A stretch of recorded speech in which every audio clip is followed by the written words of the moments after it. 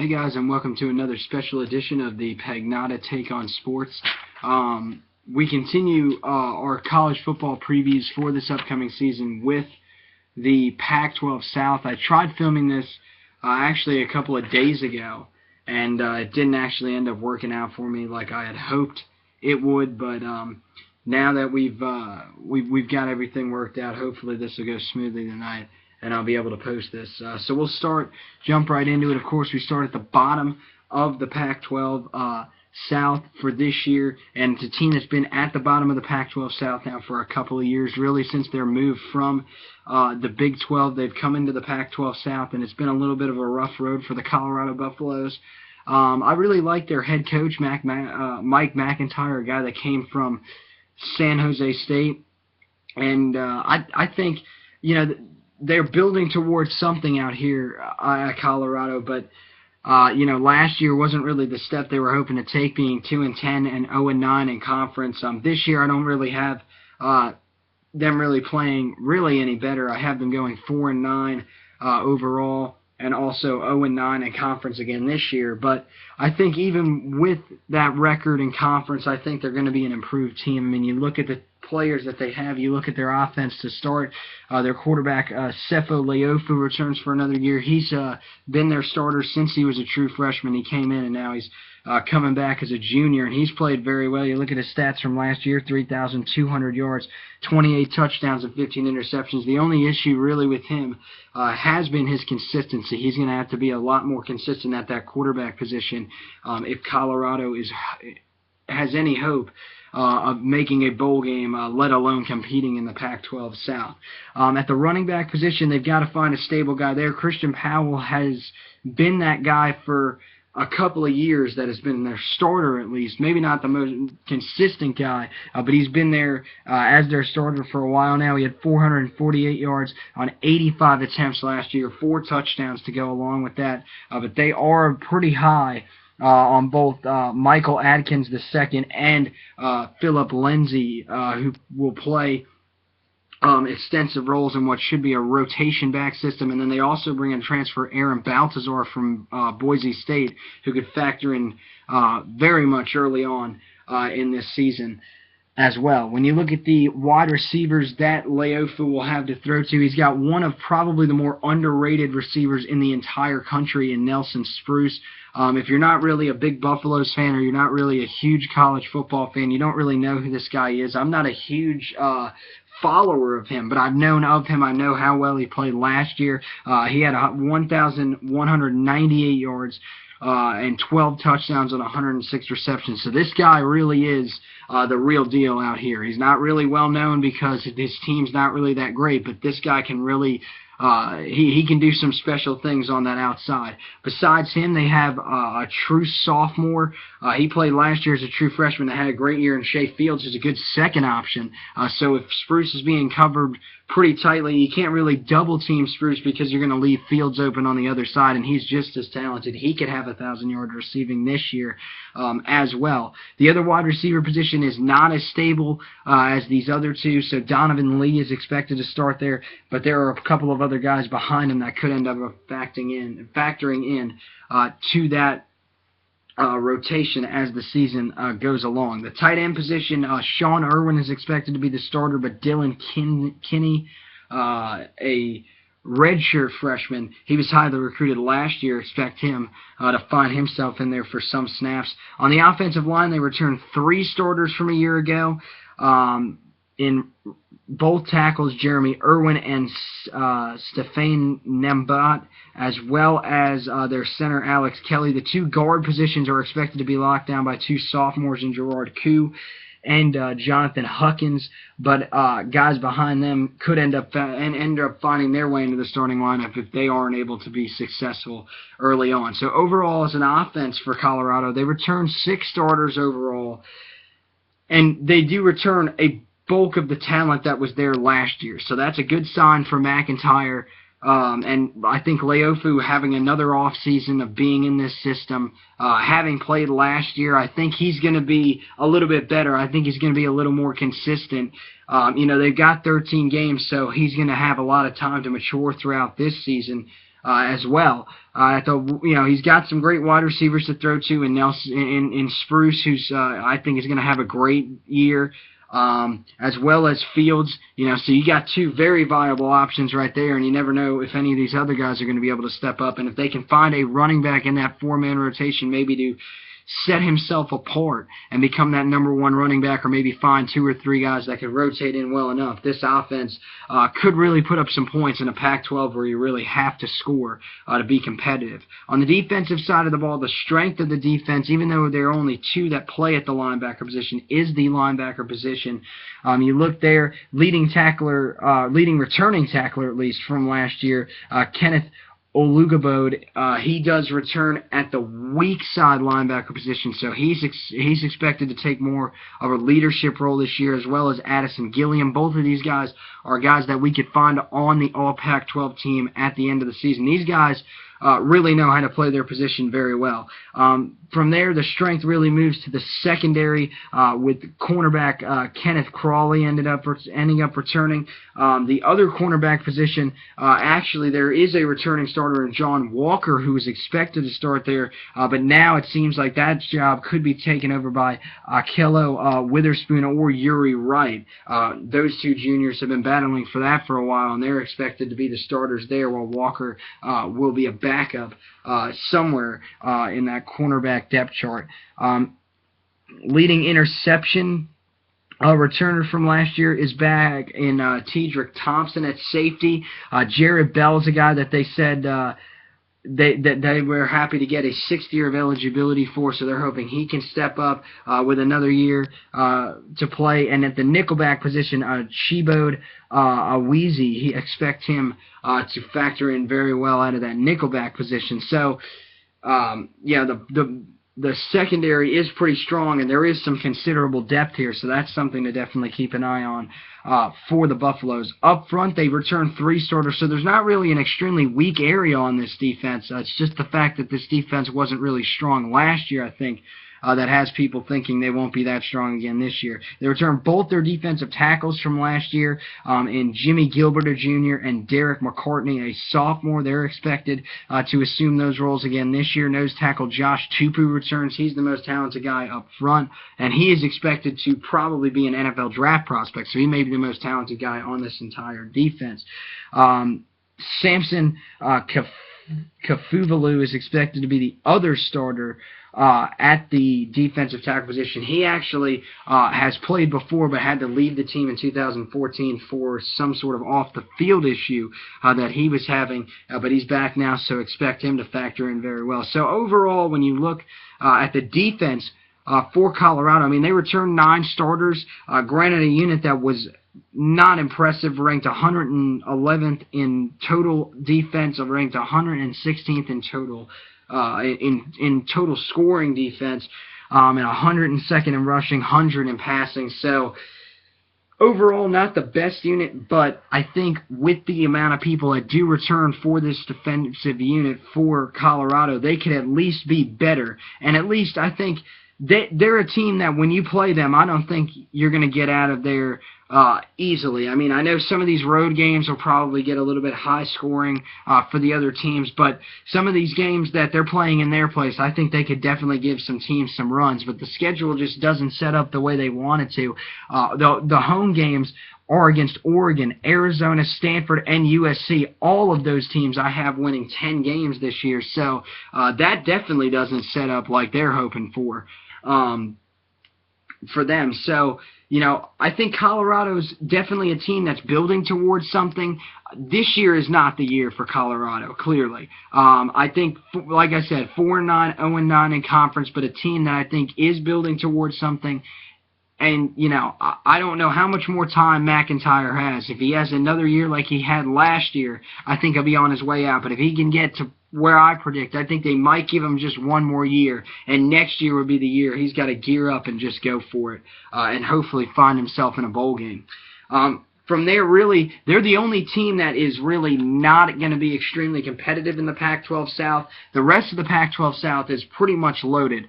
And 5th, I have the UCLA Bruins finishing 5th. a year after coming off a 10-3, 6-3 season down there in Los Angeles. This team is very talented again this year. They always are.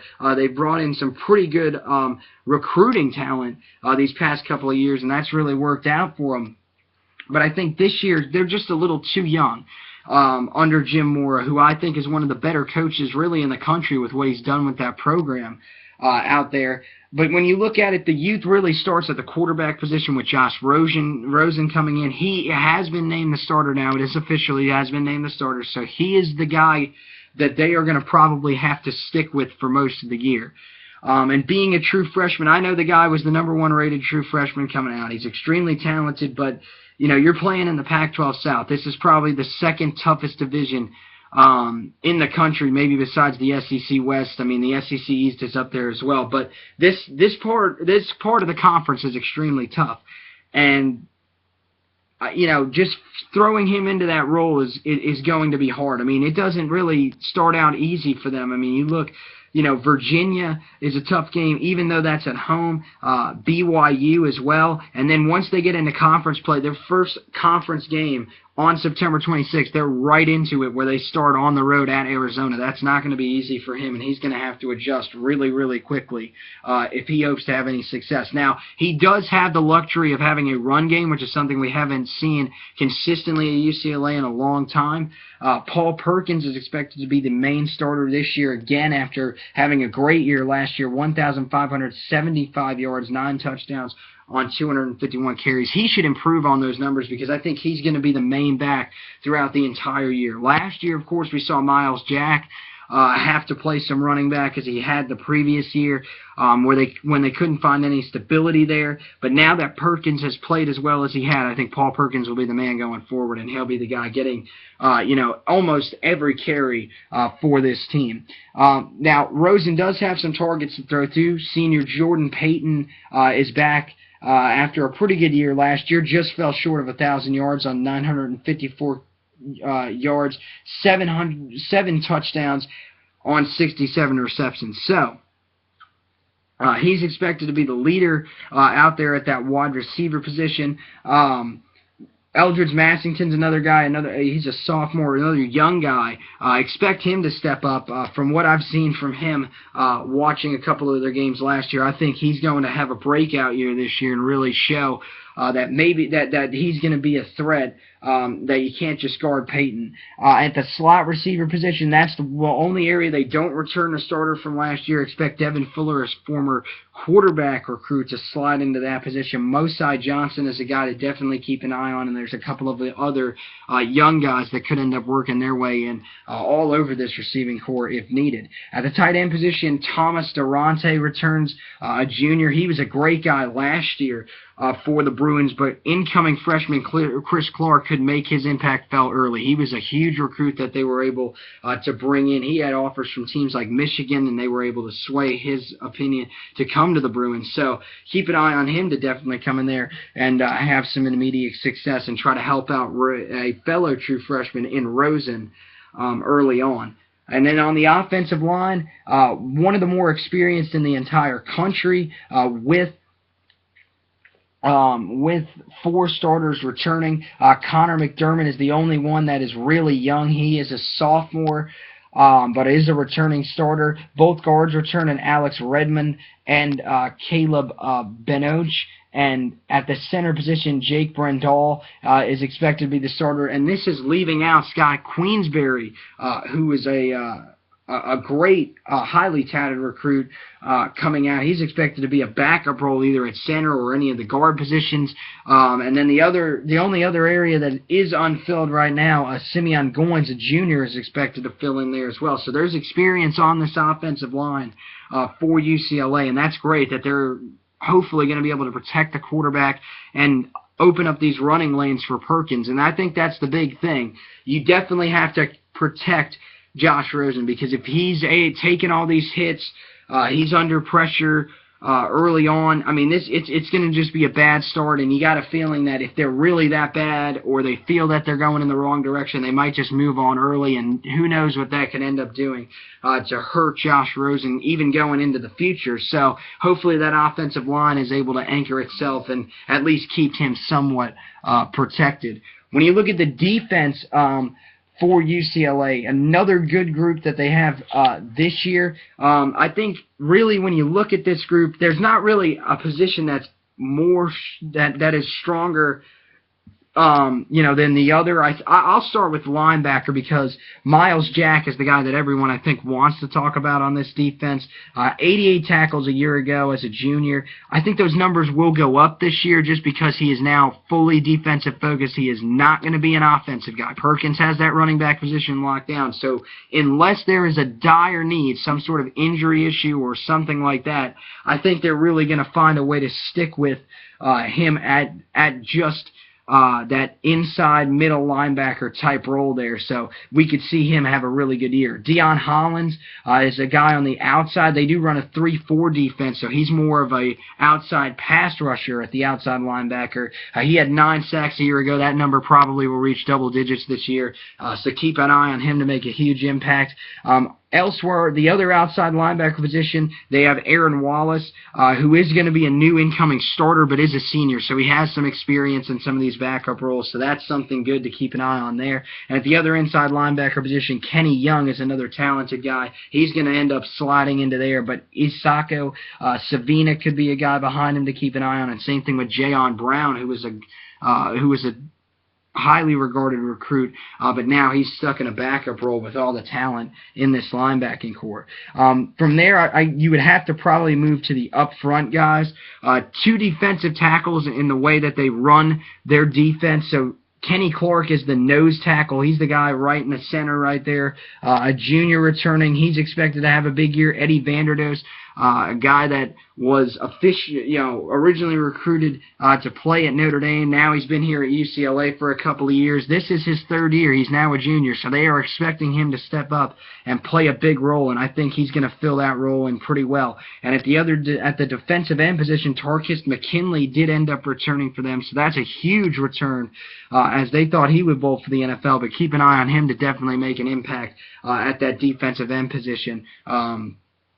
A guy that really people have said is a good athlete, and they're just waiting for him to really take off. In the secondary, another position of strength, Fabian Morrow is a returning starter. He's a senior. He's expected to be the leader of this secondary at the cornerback position. The other corner position is a little bit confusing because talented junior Ishmael Adams, he was the starter last year. He had a good year last year, even with just having 2 interceptions. But Marcus Rios is a guy who was projected over him in the depth chart. So that's something interesting to keep an eye on. Both of those guys are extremely talented, and both of them should see playing time. But that was something I found very interesting. At the safety positions, Jaleel Wadid is expected to be one returning starter. He had a great freshman year last year.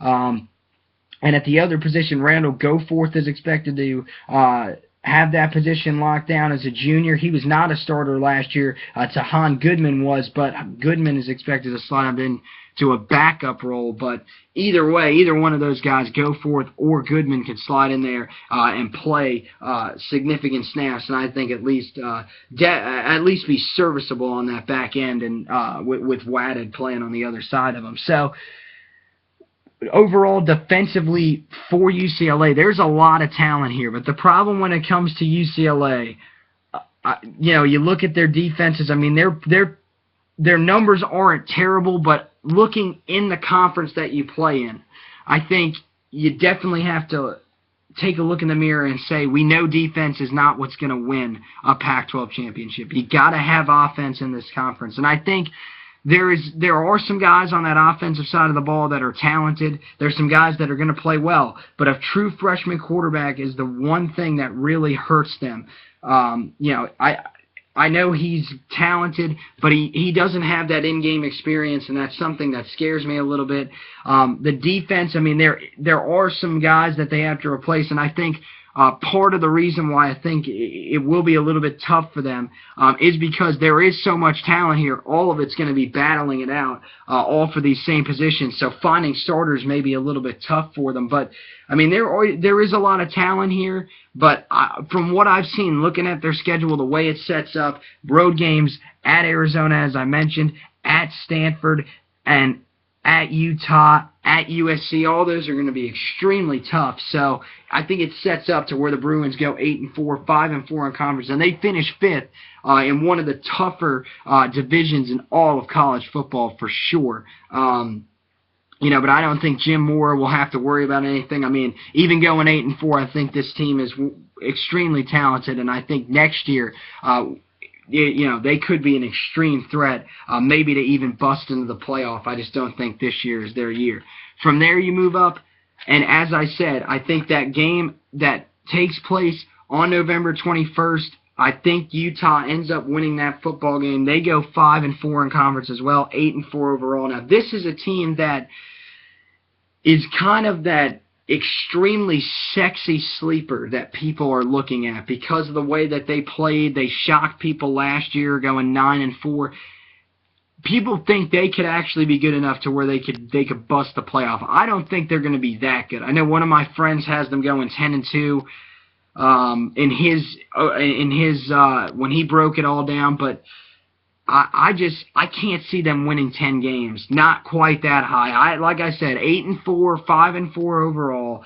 But there is a way they could win 10 games. I mean, you look at this team; it's extremely talented. The quarterback position, they returned both the guys that started last year. Travis Wilson is a talented guy. I mean, you look at his numbers from when he played last year: 2,170 yards, 18 touchdowns, and 5 interceptions. But he has had just a crazy injury history. It is pretty nuts. I mean, he's been there for a long, long time. I believe he's a 60-year senior. But I mean, he's had a knee injury. That's what ended his last season. It's pretty. It's pretty weird for him, but I think he's going to take over that role fully this year. Kendall Thompson was a guy that was serviceable last year as a backup, so if they need him to come in there, he can definitely provide enough stability that they will be able to win games. He was a former Oklahoma recruit, so there is some talent there. But I think whichever one of those quarterbacks assumes that role, there's talent around him, and I think they're both talented enough to definitely keep this team competitive. At the running back position, this is a guy that I don't know.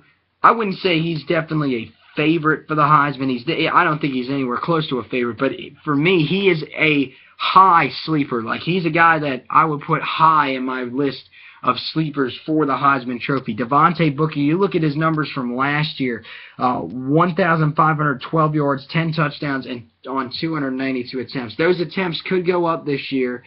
I think he's going to be one of the better running backs in the Pac-12, if not the entire country. I love the way he runs, and I think he knows that the offense is really on his back this year, with them ending up losing 2 starters at wide receiver. But I like the way he runs. I think he's going to improve on those numbers from last year, and if he can be that dynamic threat at running back, and if he can maybe catch some balls out of the backfield as well, I think for sure he will definitely make this offense lethal. Whichever quarterback is in there will be able to dump the ball down to him or turn and hand it off to him at any time if they really need to. They just need that trust factor in the backfield, and I think Devontae Booker definitely brings that.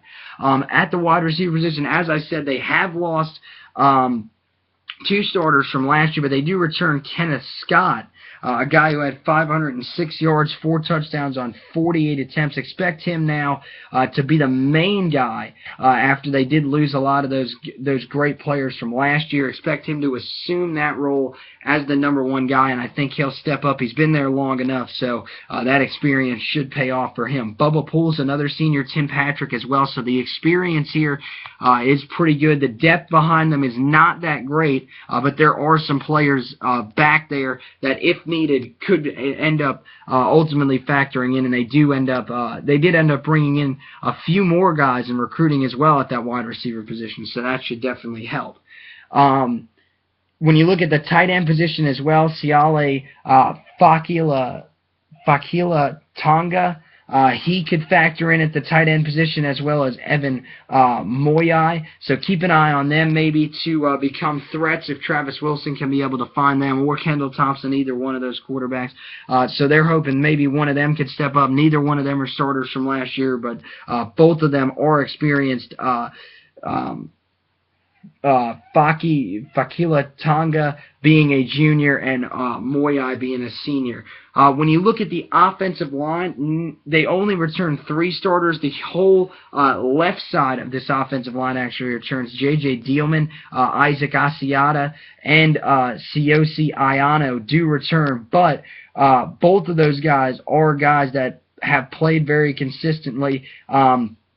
But they did take a big hit, of course, in the offseason when Jeremiah Patausai left for the NFL draft as a junior. So now that spot has to be filled. Sam Tabai is expected to slide in there at that one position, a junior, and at the other position, Salisi Usataf, a sophomore. He's expected to take over the right guard position. So that right side is going to be really the question mark for most of these guys. But I think that does end up being at least a good thing that they are protecting the blind side of Wilson. But it doesn't help that you've got some question marks there maybe on that offensive line, because, you know, Wilson's injury history, you definitely want to protect him for sure, and you definitely want to be able to open up those running lanes for your star running back in Booker. But overall, when you look at this offense, they returned 6 starters from last year. I think they're that team that's kind of under the radar offensively in the Pac-12 South. I really think they're going to be talented this year. Like I said, I love their running back. I think he's going to put up some monster numbers this year. I think if they can keep Travis Wilson healthy, he's going to have a good year. I think he's a little more talented than Thompson passing-wise, so that's definitely why they want to keep him in there. Kenneth Scott, I think, is going to be able to step into that role as the senior leading receiver, and I think a couple other guys will eventually find themselves some success there at the wide receiver position, and I think the offensive line returns enough starters to at least open those holes for Booker and at least protect Wilson enough to where they are able to be effective offensively and put up enough points to stay competitive in this Pac-12 South. When you look at the defensive side of the ball, they only returned 5 starters here. I guess the strength overall, when you look at this, would probably be the linebacker position. Jared Norris, the returning leading tackler from a year ago, 116 tackles from that middle linebacker spot. He had a great year, and expect another great year from him again this year. At the outside linebacker position, Gianni Paul, he had a good year, and expect him to step up again this year as well and have another good year. He led the team with 4 interceptions out of the outside linebacker position, so he is a great coverage guy, so keep an eye on him to be extremely dangerous in a Pac-12 where they really like to pass the football. At the other position, Jason Whittingham is expected to be in there, a senior. I think he is related to the head coach, Kyle Whittingham, so I don't know exactly how, but keep an eye on that. If he doesn't end up succeeding, though, Christian Drews is waiting behind him, as well as a former highly recruited player for the Utes in Ewa Messina. Expect him to maybe get a couple of snaps in there as well. The other strength of the other position of strength, I guess you would say, on this defense would be the defensive line. Really, when you look at it here, you got to start with Hunter Dimmick, the leading returning sack artist from a year ago. He had 10 sacks a year ago, but that did not lead the team. Nate Orchard last year had a great year. Remember, he's now gone to the NFL, so now the pressure's on Dimmick to be that guy, and I think he's going to assume that role. I think he could get those numbers up near 14, 15 sacks this year. At the defensive tackle, they do return a starter in Lowell Latulele. He's only a sophomore. He is the brother of former defensive tackle Star Latulele, and expect, you know, another offseason of work for him will pay off, and he could have a big year this year out of that defensive tackle position. The other defensive tackle, Felipe Makosi, is expected to slide in there, and Jason Fanica is expected to be in at the other defensive end position. But again, backups behind them could end up factoring in if they're not able to assume those roles relatively quickly. At the in the secondary, you look, The only returning starter in the entire secondary is corner Dominic Hatfield. He's expected to be the leader there. The other cornerback position, Reginald Porter, holds it down for now, but Brian Allen is chasing him down as we speak, so keep an eye on that. At the safety position, former quarterback Jason Thompson. He is now expected to be the starter there after having a surprising spring and a good summer as well. And Tevin Carter, a senior, is expected to assume the other role. He has some experience, so that's something to definitely keep an eye on. So overall for the Utes, I know this is a tough part of the conference. And when you look at their numbers, you wouldn't really point to them as being great. Now, that defense was great last year. I think even with the losses of the guys that they did lose last year, I think they return enough where they're going to be effective. I think they're easily going to be a top 5 defense in the Pac-12. And I don't think, if you're looking at this team as a Utah fan, I think there are some things here to definitely be excited about. Like we said, defensively, there's so much talent. There's so much talent there. Not a lot of these guys are returning starters, but I think their defense will be fine. And offensively, Wilson gets that 6th year. I think he's going to play well. Devontae Booker's going to be able to run the ball. And if they can get some guys to step up in the receiving core, that offensive line can mature on that right side relatively quickly, and they can find some guys to slide into those defensive roles that were left vacant in the offseason. I think Utah will be perfectly fine. Like I said, 8-4, 5-4 this year, but you just really never know. I mean, they could end up going 2-10, they could end up going 2-10, but they could end up going 2-10. They could end up going 10-2, or they could be somewhere in the middle. They're kind of a team that could be all over the place. Just looking at this team, it just depends on how you look at it. But like I said, I think they'll be middle of the road, but they'll be at least an outside factor to maybe get to the Pac-12 championship game. So from there you move up. Now we get to another team. Now this team I have finishing 8-4 as well, but I do not have them as 5-4. I have them 6-3 in the conference. That is the Arizona State Sun Devils. Now there are a lot of people that are extremely high on them. I know Kirk Herbstreit from ESPN, he actually has them in the playoff. I am not going anywhere close to that. I really don't think they're going to be that good. I think they'll be decent, but I don't think they're going to be that good. You look at what they do return from last year. The quarterback position, technically he's not a returning starter, but he's a guy that played some significant snaps last year, and Mike Bergovici. So I think they're set at that position. They feel that he's going to be really good, and I think a lot of people feel he's going to definitely make a huge impact there. You look at his numbers from last year when he took over for the injured Taylor Kelly. 1,445 yards passing, 12 touchdowns, and 4 interceptions. So the numbers are pretty good on Mike Bergovici. Of course, his most memorable play from last year was the Hail Mary that was caught for a touchdown. But, when I look at it, I don't know if he is really the most talented guy in the Pac-12 that's going to lead them to a conference championship appearance. Now, there are, like I said, a lot of people high on him, so you just really never know. At the running back position, they kind of lose a starter, but he didn't leave the team. He moved to wide receiver. DJ Foster was their guy last year. He had 1,081 yards, 9 touchdowns on 194 attempts. Those are some pretty great numbers for the number of attempts that he had. But he's moving pretty much full-time to wide receiver this year is what they are expecting from him. So now that running game is going to fall onto the shoulders of sophomore Demario Richard, Kalen Balich, who is actually a guy who plays both sides of the ball. So he won't be used as much, but he will be in there as a factor. And then also another guy that could end up factoring in there is Gump Hayes, who's a speedster. So expect him to definitely be out on the field to try to bring that speed aspect to this backfield for Arizona State. As we said at the wide receiver position, DJ Foster is now a full-time wide receiver. Last year he had 688 yards, 3 touchdowns on 62 receptions. So this guy's really just an all-purpose player, but now he's expected to stay at wide receiver unless they can find some other guys to step up around him. So, this guy's an offensive weapon. He's going to give Pac-12 defenses real issues. I think he's going to be, he's definitely a guy people are putting on the Heisman watch list. I don't have him on there because I just think that the full-time move to wide receiver will definitely hurt his stock pretty badly.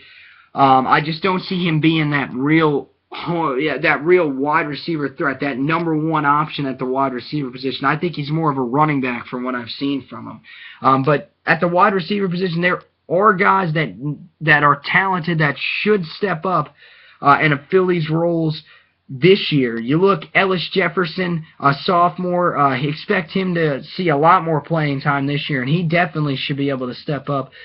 Gary Chambers is a senior who's really just never really found his role. He's always been a backup role. Now he's expected to start, so he needs to definitely step up. Eric Lauderdale, a former Texas Tech recruit, now he's going to definitely have to factor in here at Arizona State. I believe he was redshirted last year, so hopefully he can step up and play well.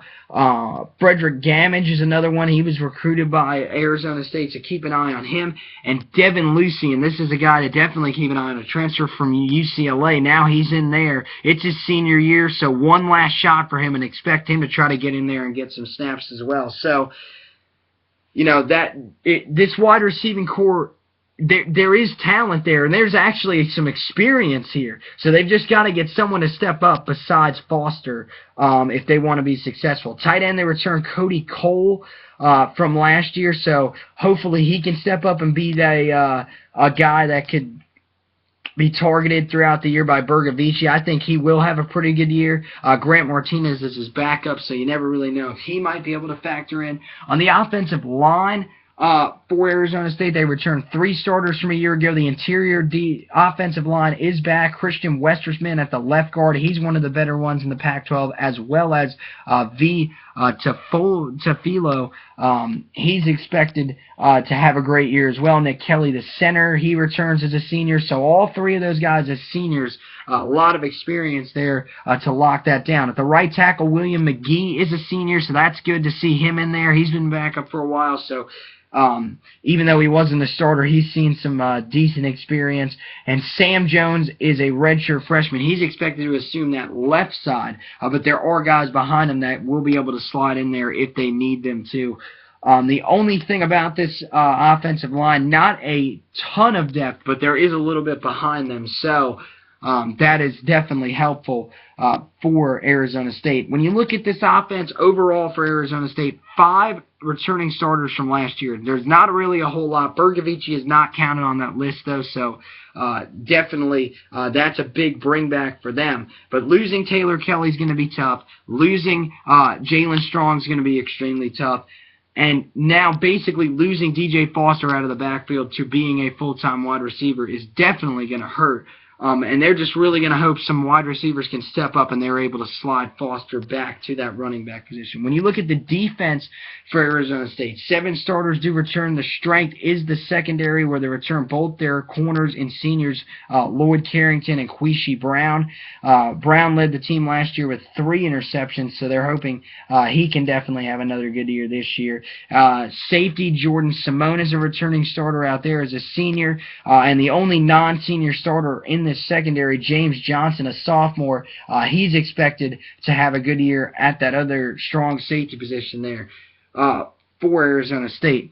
The only other area where a returning starter is expected to start would be on the defensive line. That is Tayshawn Smallwood, who is a sophomore. He had a good year last year at the nose tackle position. Expect him to be back and play some extensive time at that nose tackle position. Defensive end Edmund Boateng, they're expecting him to be a pass rushing threat off the outside, as well as Demetrius Cherry. Even though they run a 3-4 defense, they're expecting them on that inside to create a little bit of havoc to try to take the attention away from these outside linebackers who will be their pass rushers. When you look at those outside linebackers, there actually is a returning starter here. That is Valami Moakiola. He had 5 sacks last year out of that outside linebacker position. They're definitely hoping that number is going to go up if they want to have some success there. So expect him to take on more of a leadership role and definitely step up those numbers just a little bit this year. At the other pass the other outside linebacker position, Ismail Murray Richardson, a redshirt freshman. He's expected to be the starter there, but Kalen Balich, the guy who's also playing running back, he is expected to factor in there as well. And if they can find a full-time running back, Balich may take his name out of the running back race and try to focus more on defense. He may find himself in that role if Murphy Richardson is not able to step up. At the inside linebacker position, there are two returning starters, but both of them are expected to be backups in Salomo Fiso and Antonio Longino. DJ Calhoun, an extremely talented inside linebacker, he's expected to assume the role as the main inside linebacker. Christian Sam, another guy who's a talented sophomore, he's expected to play a role this year as well in that inside linebacker position. So expect this defense to be, even with the so-called the on paper youth, expect these guys to be pretty talented. So when you look at Arizona State overall, 12 returning starters in total, 5 offensively, 7 defensively. A defensive unit that was just really middle of the road in the Pac-12 a year ago, and an offense that was similar as well to those numbers with just being middle of the road. But I think Arizona State is talented. Don't get me wrong about that. Do I think they're talented enough to win the Pac-12 South? I don't see it, just because the offense has lost so much, and now you got to move your best running back to wide receiver to try to lessen the blow at wide receiver. There's just not enough there for me to see them winning a whole bunch of games like a lot of people think they are. I have them winning 8 games, 8-4, I think is respectable. But you never really know. If this defense can step up and play very well, some of those young guys can mature quick, and on the offense, if they can find a receiving threat and be able to move Foster back to running back, you just never know if they're able to get up there and really shock some of these teams and maybe get into that Pac-12 South Championship, which I don't think would shock as many people as maybe a year ago it would have, but it would definitely be something to keep an eye on in the college football world. From there, that means the top 2 in the conference will be Arizona and USC. In this game, this will be a matchup that will come down to a matchup in Los Angeles on November 7th. USC welcomes in Arizona State. I think that game will go to USC. That's the one that is what sets Arizona back, ultimately keeps them from winning the Pac-12 South, but a team that's going to have a great year again. Last year, I think they really shocked some people, going 10-4, 7-2 overall. I mean, really, you look at they were 10-2 coming into the Pac-12 championship game, ended up losing their last 2 games, but this team, I think, is talented, another year of experience, and when you look at it, especially offensively, there's not a lot of weak areas for them. At the quarterback position, they do return a new Solomon. He looked great in his freshman season last year, and he could improve even this year. Look at the numbers he had: 3,793 yards, 28 touchdowns, 9 interceptions. It's pretty hard to improve on that, but in the Pac-12, pretty much anything's possible. You've got to throw the ball to be successful. So I think a new Solomon, another year of, another summer under his belt, had the year of experience. I think he might be even better this year, which is just scary to think that. At the running back position, Nick Wilson, he started a little bit slow, but fulfilled his role pretty well as the season went on. Ended up finishing with 1,375 yards, 16 touchdowns, and on just 236 attempts. I think this year those numbers could go up. I have both him and Solomon as Heisman sleepers to keep an eye on. I think if Wilson's going to be able to run the ball pretty successfully, and if you can mix that in with the passing game of a new Solomon, I think it could be crazy to think what these guys can do. I think Wilson's going to have a great year because the focus will be so much on Solomon. He may just end up taking off and finding himself, running for a whole bunch of yards and maybe find himself in New York for the Heisman Trophy presentation. The only problem is you can't run the ball the entire time because you got so much talent at wide receiver as well. Caleb Jones is one of those guys that's highly regarded, especially going into the NFL draft next year. So expect him to be a guy that a lot of people are keeping an eye on. Only a junior.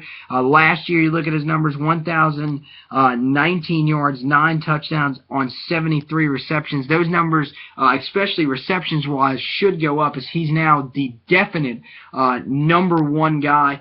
He's one of the nation's best, so he could find himself easily up near 100 catches and putting up some really great numbers.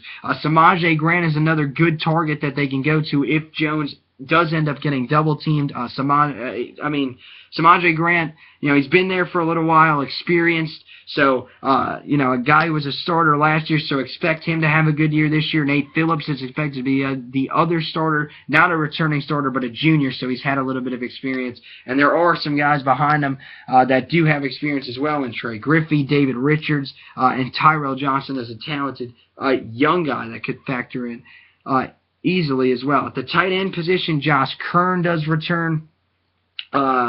Josh Kern, he doesn't return. They have to find a new starter there. So Josh Kern and Trevor Wood are battling there to try to throw their name into the hat and maybe get another short option or viable tight end option for New Solomon. On the offensive line, only 2 starters return. So this is an area of concern for Arizona State. Cayman Bundage is one of the better guards in the Pac-12. He does return at the left guard. Jacob Alsadak returns at the right guard, but he's only a sophomore, so there is a lot of youth here. At the other positions, you look at the right tackle and center, they both have senior guys that are expected to slide in there, but they are not returning starters. Lene Mavia is expected to be the right tackle. Carter Wood is expected to be the center. And at the other tackle position, Freddie Tagaloa is a junior who's expected to have to slide in there. When you look at it, overall offensively for Arizona, everything would point to them being successful. Good young quarterback who they expect to improve. Running game that came alive, especially late last year, and is expecting to maybe even be better this year. Wide receivers that are a huge threat, some of the best in the Pac-12, and Caleb Jones and Samaje Grant.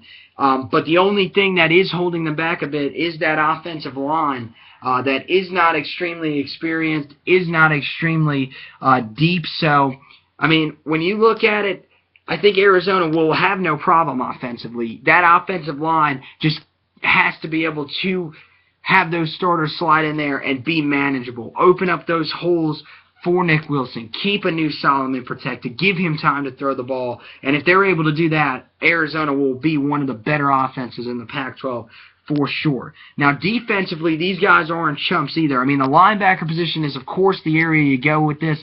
Scooby Wright, he's actually one of the extremely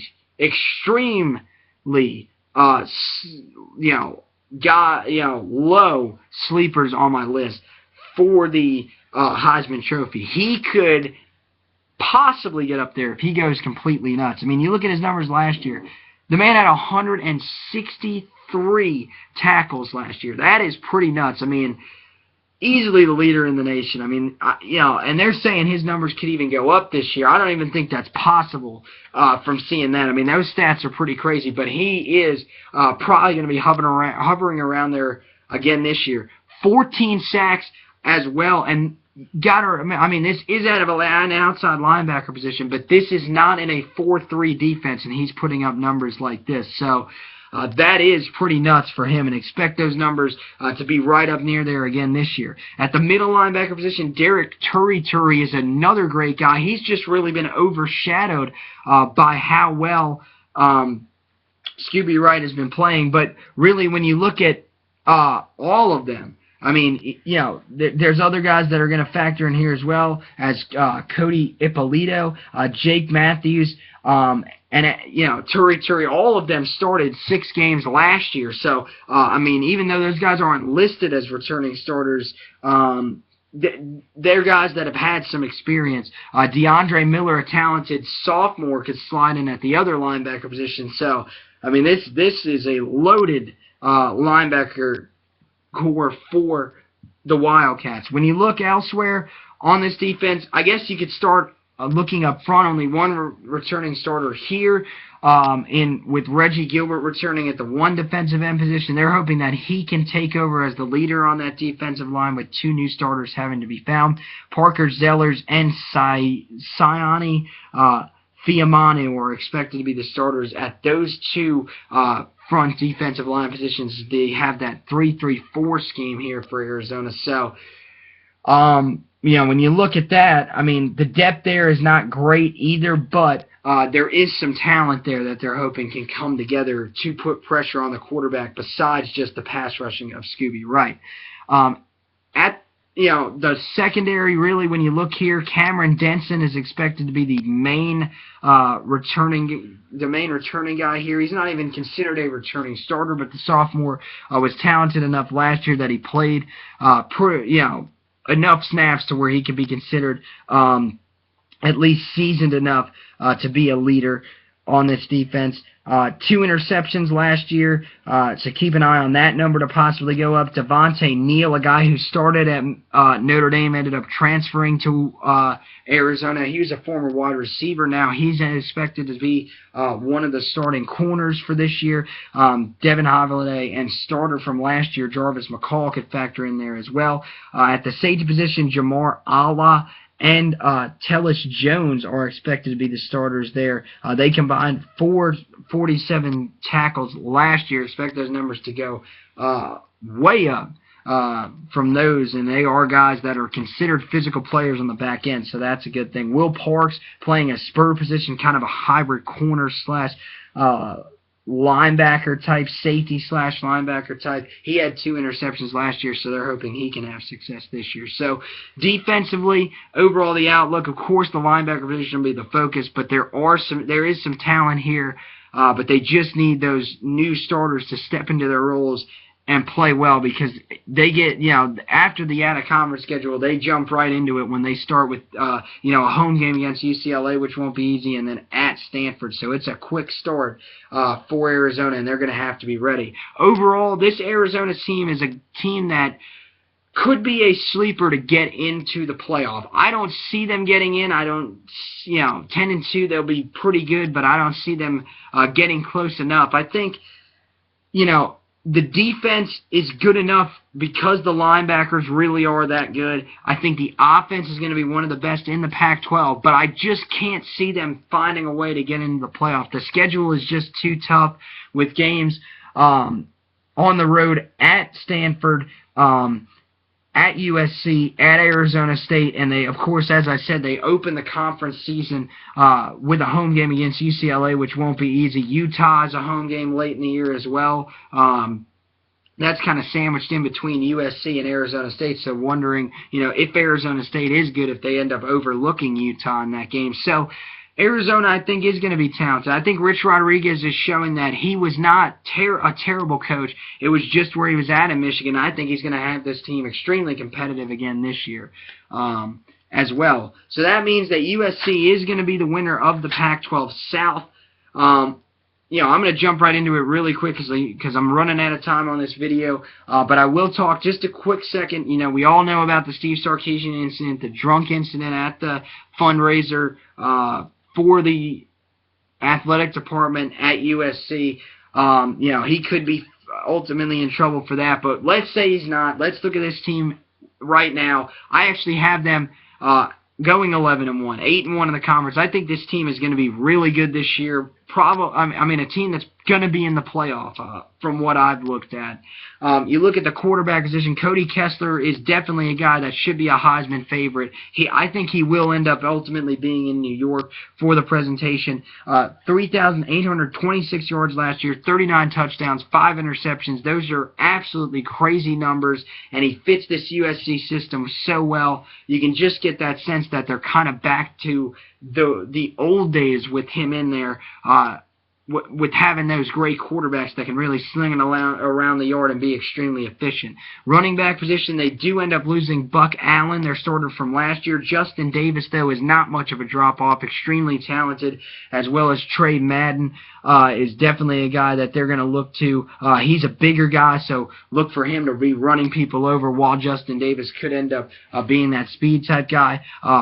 True freshman Ronald Jones could also see some time in there if he can come in and immediately show to coaches that he can be a factor. And some of Vanuku, fullback, he could actually end up getting some carries down at the goal line to try to pound the ball across. Wide receiver position, Juju Smith is now the main guy at that wide receiver position after Nelson Aguilar is gone to the NFL. Last year, you look at his numbers, 724 yards on with 5 touchdowns. On 54 receptions, so expect those numbers to go up with him being the main guy. Other guys to keep an eye on, Stephen Mitchell will definitely have to step up in the slot position. Darius Rogers as well, and even Adoree Jackson, who plays corner, he could end up factoring in there a wide receiver if they ultimately need him to. Tight end, little bit of a confusing area after Jalen Coach Fitzpatrick was again declared ineligible. So now they don't really have a proven guy there. Connor Spears is a guy who is expected to slide in there, but he's more of a blocking tight end than anything. So that's a huge loss for USC there. But they should ultimately be able to find someone there, or at least have enough receivers to step up to maybe cover that loss. On the offensive line, they do return 4 starters. Both tackles are back. Zach Banner is extremely talented at the right tackle. He's one of the best in the country. Toa Lobadan is the other starting offensive tackle. He started from early on his freshman year, and now he has that role locked down.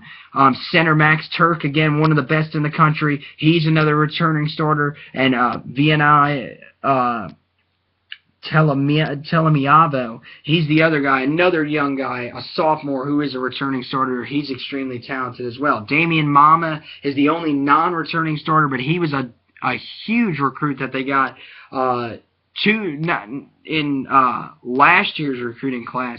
So expect him to definitely play well this year now in a starting role for him. Chad Wheeler, another guy who played some extensive time last year, he's a backup as well.